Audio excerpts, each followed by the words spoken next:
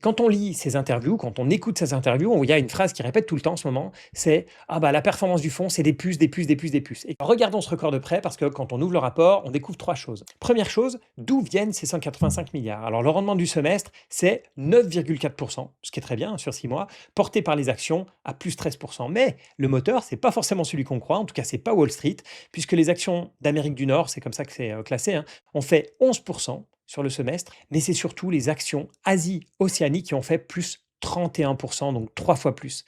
Donc le record norvégien a été fabriqué finalement par la tech asiatique. On parle donc de Samsung, de TSMC, de SK Hynix, donc toute la chaîne des semi-conducteurs, et c'est important de retenir ce point parce qu'on va y revenir. Deuxième chose intéressante, c'est que le meilleur secteur du semestre, c'est pas la technologie, enfin pour une fois ça l'est pas en tout cas, officiellement ce sont les télécommunications à 42,9%.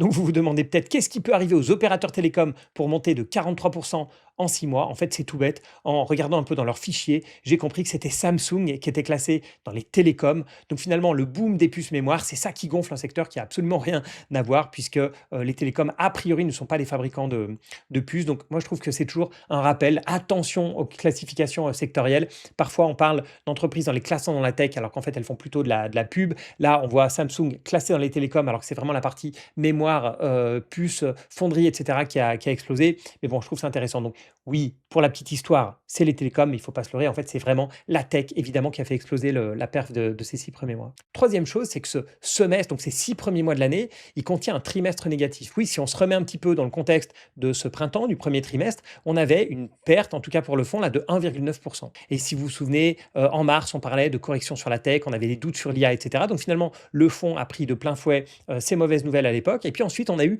le deuxième trimestre qui a fait plus de 11,5%. Donc c'est drôle de voir que le meilleur semestre de l'histoire du fonds, c'est pas du tout une ligne droite, c'est d'abord une baisse en début d'année et puis un rebond violent. Donc ceux qui ont paniqué en mars, ils ont vendu au pire moment avant un semestre historique. Et là, le fonds est extrêmement passif, donc eux n'ont pas fait cette erreur. Quand on lit ces interviews, quand on écoute ces interviews, il y a une phrase qui répète tout le temps en ce moment, c'est: «Ah bah, la performance du fonds, c'est des puces, des puces, des puces, des puces». Évidemment, il parle ici de la concentration de son portefeuille sur l'IA et les semi-conducteurs. Et il a donné un chiffre dans cette dernière interview, c'est qu'il a dit que les 10 premières positions du fonds représentaient à peu près 25% de la valeur de ce fonds. Donc une concentration jamais vue selon lui. Et c'est là que j'ai sorti la calculatrice parce que le fonds publie l'intégralité de ses positions, c'est-à-dire non seulement les actions mais même les obligations, etc.